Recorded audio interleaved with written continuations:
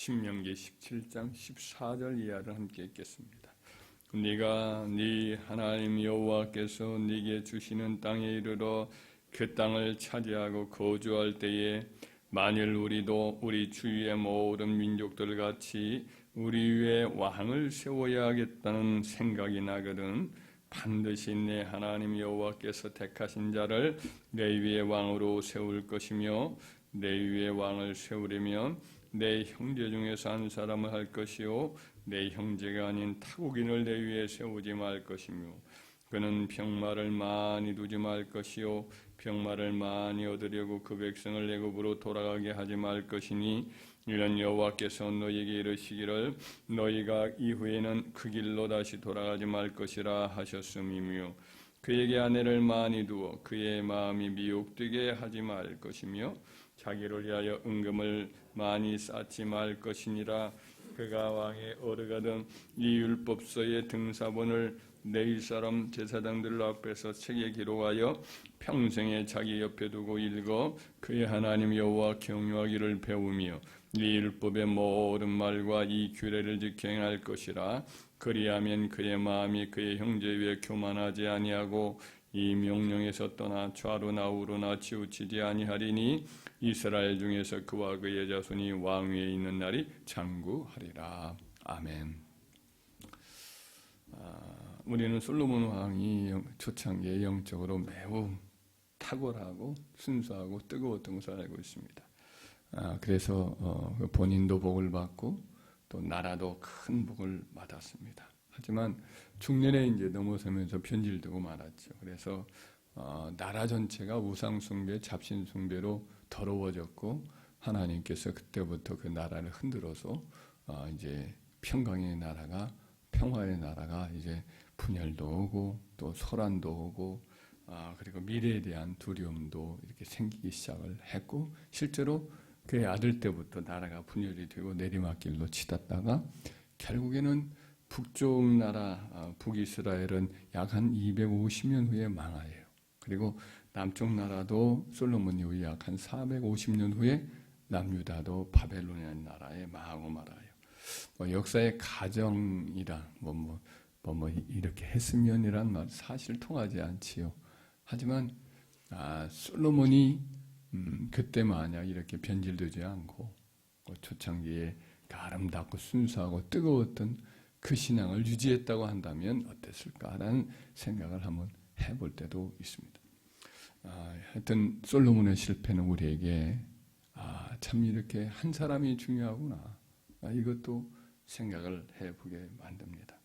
그리고 한때 훌륭한 영적인 성장을 이루었고 그럴지라도 그거보다 더 중요한 게 신앙을 계속 유지해가는 게 중요하다. 끝까지 신앙의 순수함을 지켜나가는 게 사실은 더 어렵다.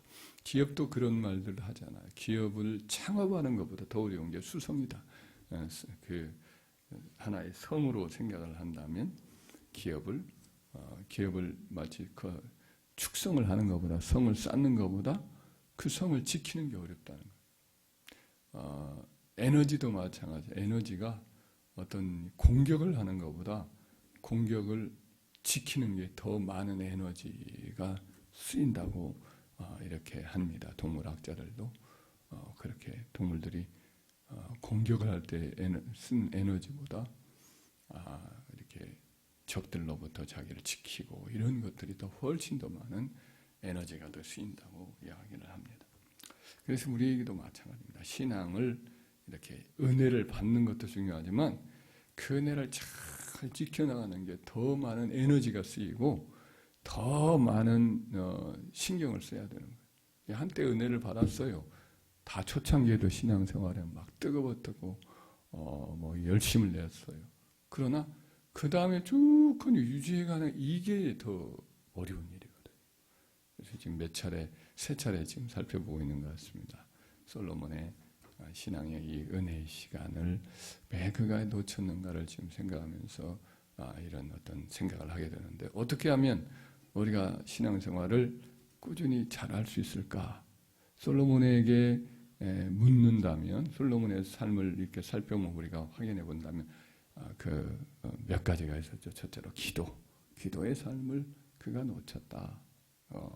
성경에 계속 유지되는 사람을 보면 기도의 삶에 이게 지금 계속되는 기도의 삶이 꾸준히 유지해 나가는 가장 중요한 거다. 또 한 가지를 살펴봤다면 이 욕심, 돈 욕심, 재물의 욕심, 이게 없어야 된다. 청빈한 마음을 가져야 된다. 하나님을 경외하고 하나님과 동행하고 성령의 은혜를 받으면 하나님이 주 예수 그리스도를 선물로 주실 때 그와 함께 모든 것을 은사로 주시지 않겠느냐. 영적인 것을 주시면 때로는 하나님이 거의 다 육적인 것도 주실 수 있습니다. 근데 육적인 것을 주실 때에 거기에 잡히면 안 돼. 그래서 청빈한 삶. 저는 목회자에게 주셨던 말씀이다. 기업이라 생각하는 말씀이 디모데전서 6장에 나오는 말씀. 먹는 것과 입는 것이 있으면 족한 줄로 알라. 이것이 우리에게도 가장 중요한 하나의 자세다. 하나님이 먹을 것 주시고 입을 것 주시면 족한 줄로 알아야 돼. 지금 나라가 지금 전 세계적으로 굉장히 어렵습니다. 그래서 코로나로 인해서 다들 힘들고 어려운 마당에 먹을 것이 없어서 헤맵니다. 저 브라질 같은 나라 같은 경우 지금 리오데자네이루 같은 큰 도시인데 비민촌도 많아요. 먹을 것이 없어서 쓰레기 차를 뒤지는데 참 목불인결입니다. 볼 수가 없어요. 어머니들이 막 쓰레기 차를 뒤져요. 먹을 것 가져가요. 지금 그런 상황이에요. 우리가 먹을 것이 있다는 것, 하루 3끼 먹을 수 있다는 것, 이것만으로도 항상 감사하는 마음 잃지 말고 불평하는 마음 없애고 그렇게 살아야지. 자꾸 어떤 욕심을 내버리면 큰일 납니다. 청빈한 삶을 사는 것, 이게 영적인 것을 유지하는 방법이다. 길이다. 어제 이제 살펴보았습니다. 오늘 3번째로는 뭐냐면 하나님 말씀을 늘 가까이 하는, 기록된 말씀 특별히. 오늘 본문의 말씀을 가만히 읽어봤지만은 솔로몬이 이 말씀을 다 어겨요, 안 어겨요? 다 어기잖아요. 자세히 보세요. 우리 14절 한번 보세요. 15절, 16절을 한번 봅시다. 16절에 그는 병마를 많이 두지 말 것이요 병마를 많이 얻으려고 그 백성을 애굽으로 돌아가게 하지 말 것이니 라고 말하잖아요. 병마를 두지 말라고 했어요. 특별히 말을 많이 두지 말라고 그랬는데 말을 얼마나 많이 두는지 몰라요. 기병, 이 기병만 해도 14,000명이나 이렇게 둬요. 말만 해도 하면 굉장히 많이 둬요. 말을 한 2만 마리를 넘게 이렇게 길러요. 말을 기를 뿐 아니라 말을 사가지고 또 북쪽 나라 왕들에게 또 팔아요. 그것도 애굽에서 종마가 유명하니까 애굽에 있는 말을 사가지고 북쪽 나라에 팔아넘기기도 하는 이런 일을 해요. 아예 애굽에 말을 얻으려고 사람을 보내지 말라고 그랬는데 이걸 정면으로 어기죠. 그리고 또 뭐라고 말을 합니까? 아내를 많이 두지 말라고 그랬는데 솔로몬은 아내를 엄청나게 많이 둬요. 1,000명이나 둡니다. 첩이 후궁이 300이요 첩이 700이나 되는 1,000명이나 두고 아내를 이렇게, 그것도 이방 여인을 많이 둡니다.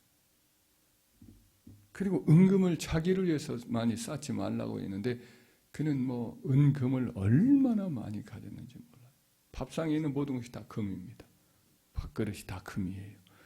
금을 또 얼마나 많이 있는데 금방패를 만들어 놓고 있고 금방패 300개를 만들어 놓고 그것도 모자라니까 배를 만들어 가지고 먼 나라에 가 가지고 무역을 해 가지고 신할산 이 금을 오빌의 금을 사 가지고 와요. 그러니까 은은 흔해서 쳐다를 안 봅니다. 그럴 정도로 자기 이 궁중에다가 금은을 많이 쌓아놨어요. 이와 같은 것을 하지 말라고 그랬으면 이것을 염두에 두고 안 해야 되잖아요. 정면으로 전부 다 하게 해요. 그 이유가 뭘까? 성경을 마지막 4번째 이제 명령이죠. 4번째 명령 18절이죠. 한번 읽어볼까요? 그가 왕위에 오르거든 이 율법서의 등사문을 레위 사람 제사장 앞에서 책에 기록하여 평생에 자기 옆에 두고 읽어 그의 하나님 여호와 경외를 배우며 이 율법의 모든 말과 이 규례를 지켜 행할 것이라. 성경을 등사해서 옆에 두라는 거예요. 뭐 이거 당연히 제사장이 이제 직위에 올랐을 때 이렇게 해서 드렸겠지. 그러나 아예 뭐 쳐다도 안 보고 그가 중년에 넘어서는 아예 이제 성경을 보지 않은 거죠. 자기에게 주어진 은사를 의지해서, 지혜의 은사를 의지해서, 지식의 은사를 의지하고, 자기는 똑똑하고 지혜롭기 때문에 아무것도 필요 없다고 생각을 한 거죠. 전도서에 보면 알지만 그가 자기 지혜를 의지해서 무엇이 미친 것인지 한번 알아보자. 세상에 어떤 것이 이 인생에 있어서 즐거운 것인지, 하늘 아래 뭐가 가장 행복한 것인지 이걸 뭐 추구해 보겠다고 별것을 다 해요. 정원도 가꿔보고 이 남녀 종들도 사보기도 하고 집에서 기르기도 하고 건물을 짓기도 하고 뭐 온갖 일을 해보는 거예요. 하나님의 말씀 읽기도 사실은 벅차고 국정을 감당하기도 어려운데 그 모든 것을 다 제껴놓고 딴짓에 몰두를 하죠. 세상에 미친 것이 어떤 걸 알아보자고 하는 말을 그가 기록을 한 대로 그의 청춘의 시대는 그야말로 자기 인생을 낭비하는 삶으로 세월을 보내죠. 하나님 말씀을 곁에 두고 읽고 묵상하고 그 가운데 기록한 것을 지켜 행하려고 하나님 앞에 은혜를 구하는 삶을 살지 아니하므로 그는 이와 같이 참으로 너무너무 멀리 이제 떨어져 버리는 이방 여인들의 말을 받아들여서 결국 예루살렘 도처에 온갖 잡신 숭배를 다 허락을 하고 본인도 거기에 참석을 하고 그리고 백성들로 하여금 그와 같이 악한 잡신 숭배에 빠지게 만드는 그런 악을 저지르고 만 것이죠. 참 우리가 생각할 때 참 이럴 수도 있구나 하지만은 하나님 말씀이라고 하는 이 귀한 은혜의 수단을 외면하면 이와 같이 타락을 할 수도 있다. 하나님 말씀을 곁에 두고 이것을 늘 읽지 않으면 우리 마음속에 뭐가 참이고 무엇가 거짓이고 이걸 분별을 잘 안 되는 거예요. 그리고 마음이 교만해져요. 하나님을 주신 축복으로 인해서 마음이 교만해지는데 하나님 말씀을 읽게 되면 우리 마음을 비춰가서 내 안에 이런 교만이 있구나. 이런 어리석음이 있구나. 내가 이렇게 하나님 말씀대로 살지 못하는구나 하고는 영혼의 거울을 통해서 자기를 돌아볼 수가 있거든요. 성경 말씀은 영혼의 거울과 같아서 더럽고 얼굴이 뭐가 묻었는가 이렇게 살펴볼 수가 있잖아요. 근데 이걸 보지 않으면 자기 마음 속에 자기 영혼 속에 뭐가 문제인가를 발견할 수가 없게 돼요. 그래서 결국은 마음이 스스로 높아져서 이렇게 망하게 되는 그런 길을 걷게 된 거 아니겠어요? 그의 아버지 다윗은 시편 119편을 보면 알겠지만 거기에 늘 하나님 말씀의 사랑이 가득해요. 내가 주의 의로운 규례로 인하여 하루 7번씩 주를 찬양하나이다. 하나님 말씀이 너무 황홀하고 너무 아름답고 너무 좋아서 하루에 7번씩 하나님 말씀 인하여 찬양할 정도로 하나님 말씀에 깊이 빠져서 그가 살았지. 그래서 저와 여러분들도 하나님 말씀으로 살아가는 저와 여러분 되길 바라요. 우리 주님도 이 땅에 오셨을 때에 마귀의 시험을 받을 때에 무엇으로 마귀를 물리치죠? 40일 동안 금식하고 나서 시험하는 자가 다 와지. 그래서 하나씩 시험을 하지. 그때 예수님이 기록되었을 때 사람이 떡으로만 살 것이 아니야 하나님의 입에서 나오는 모든 말씀으로 살 것이니라 하였느니라. 또 시험하던 자가 또 시험하니까 또 기록되었을 때 주 너의 하나님을 시험하지 말라고 하였느니라. 또 기록되었을 때 주 너의 하나님께 경배하고 다만 그를 섬기라 하였느니라. 이 세 말씀이 사실은 신명기에 나오는 말씀이거든요. 다들 하나님의 말씀을 가지고 기록된 하나님의 말씀을 가지고 대적하니까 마귀가 꼼짝 못하고 떠나가요. 그런데 인간의 생각, 인간의 말, 인간의 사상, 철학 이걸 가지고 대적을 하려고 하면 마귀가 웃어 넘긴단 말이지. 그리고 계속해서 우리 마음을 파고들어서 결국 우리의 가치관, 사상관, 인생관, 내세관 이 모든 것을 다 어때요? 슬그머니 변형시켜 놓거든요. 근데 하나님 말씀으로 무장해 놓으면 그것을 딱 이 기둥으로 딱딱 박아 놓고 우리 마음을 지켜나가면 마귀가 와서 시험해도 끔찍하지 않거든요. 그러니까 하나님 말씀을 읽어야 돼. 다른 데는 다 세간과 마음을 쏟으면서 하나님 말씀을 안 읽으면, 하나님 말씀을 진심으로 받고 듣고 묵상하고 받아들이지 않으면 결국은 미끄러질 수밖에 없거든요. 지금도 마귀는 이와 같이 우리를 마귀가 공격하려고 하고 있기 때문에 우리는 성경이 말씀한 대로 성령의 곧 하나님의 말씀을 가져라. 이 말씀대로 하나님의 말씀을 늘 묵상해야 될 줄 믿습니다. 바울이 세상을 떠나는 순교의 직전에 편지를 쓸 때에 디모데 후서의 말씀에 보면 너는 특별히 이 책을 가져오되 가죽 종이에 쓴 것을 가져오라. 이게 뭘 가져오라는 거냐면 성경 가져오라는 거예요. 그 책을 가져오라. 존 밀턴이 종에게 눈이 안 보였던 그분이 문명을 세상을 떠나기 직전에 그 책을 가져와라. The book. 그 책을 가져와라. 성경 가져오라는 거예요. 성경 가져와서 읽어달라는 거예요. 성경을 읽으면서 세상을 떠나지. 우리가 그 말씀 그대로 세월이 갈수록 다른 건 우리가 부족할 수 있어요. 뭐 이것저것 못할 수 있는 것들이 많이 늘어나게 됩니다. 그럴 때 여러분과 제가 세월이 갈수록 성경을 놓지 않는 그와 같은 사람이 되길 바라요. 요즘은 좋은 게 많아서 뭐 언제든지 성경을 들을 수도 있고 하나님 말씀, 설교 말씀을 들을 수도 있고 얼마든지 그럴 수가 있잖아요. 그렇게 좋은 시절에 우리가 살고 있어요.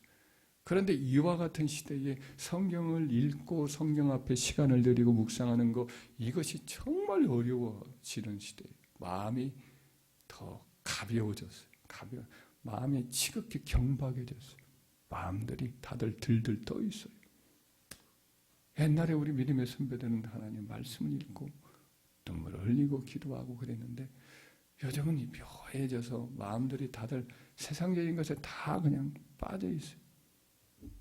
그래서 은혜를 못 지키고 결국은 시험에 올 때가 되면 마귀에 파비 돼가지고 다들 도둑질 당하고 죽임 당하고 그냥 넘어지고 쓰러지고 그런 경우가 참 많거든요. 우리는 이 세상이 아무리 변하고 어떤 일이 또 우리 앞에 닥칠지 몰라도 우리 성경 그 어느 것보다 소중한 것이 하나님의 말씀의 책이에요. 또 책으로 보는 거하고 또 다른 것으로 하는 거하고 또 달라요. 또 귀로만 듣는 거하고 또 달라요. 여러분들 되도록이면 성경을 책으로 접할 수 있도록 시간을 들이기를 힘쓰기를 바라요. 할렐루야. 이걸 평생 해야 돼요. 솔로몬이 이 귀한 그 신명기 17장에 왕에게 주는 이 명령들, 특별히 마지막 명령인 하나님 말씀을 등사해가지고 곁에 두고 평생에 읽고 그걸 지켜 행하려고 하라.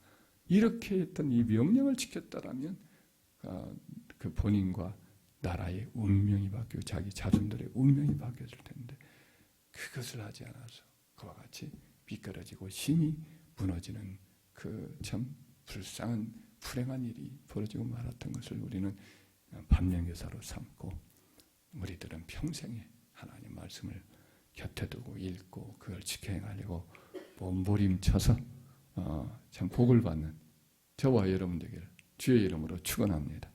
기도하겠습니다. 하나님 아버지, 오늘 이 본문의 말씀에서 이 교훈을 마음에 새겨 우리들도 평생의 말씀을 가까이 하고 있고 묵상함으로 약속한 대로 복을 받는 참으로 시냇가에 뿌리를 내린 나무가 시절을 쫓아 과실을 맺는 은총을 약속받은 것처럼 우리와 우리 자녀들이 다 복을 받는 은총을 누리게 하여 주옵소서.